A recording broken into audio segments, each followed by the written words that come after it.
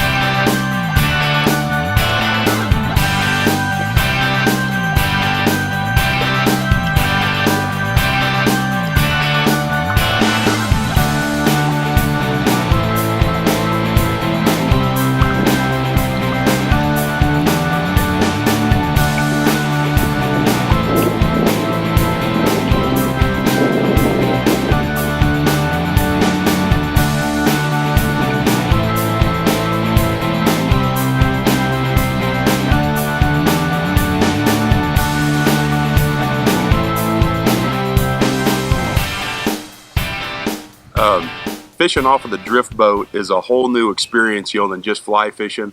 It's something that not a lot of people get to do.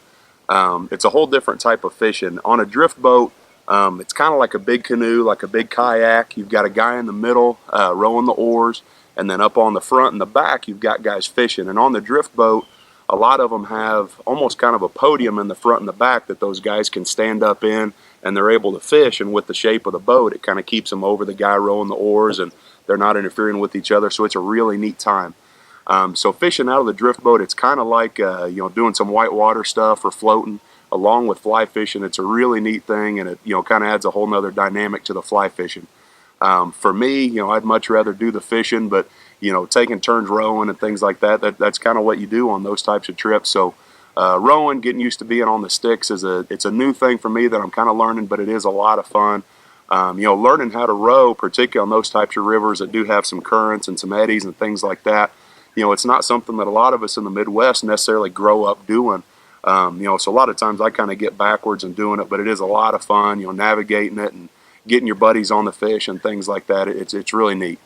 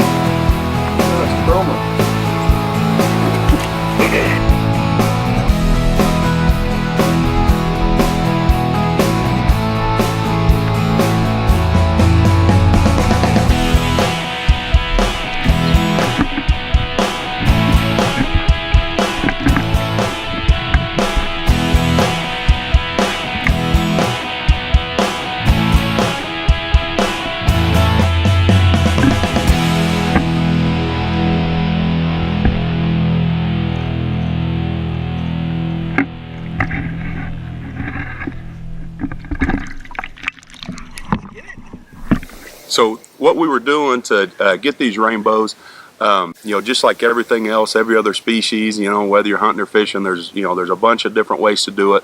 But what we like to do a lot is nymph off of the drift boat. So basically, we've got our fly rod and a leader, and then we've got a float or our bobber, and then normally we run a dropper rig. So we'll run down, we'll have some kind of a terrestrial pattern. We like to run a patch rubber legs, and then a dropper underneath that that's about 18 inches, 2 foot or so, with some kind of a nymph pattern, a little fly, maybe a glow ball, things like that. And on the drift boat, if you're the guy on the front, you're kind of casting into one side or another, trying to hit the riffles and the lines where you think they might hold a trout. And then the guy that's doing the rowing, he's going to try to keep you in the spot and also match the pace of that run. So as you're casting, you're kind of letting it drift through those.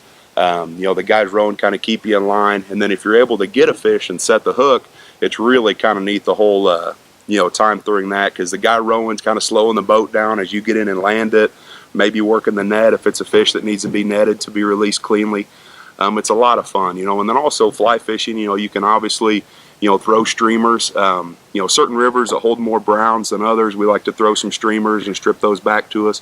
And then, in rivers like the 11 Point, there's a lot more than just rainbow trout. There's smallmouth bass, there's a lot of different other things. So it's a really neat experience. I was glad we were able to get down and do it. And with the weather being in the 50s this late in January, it was a lot of fun.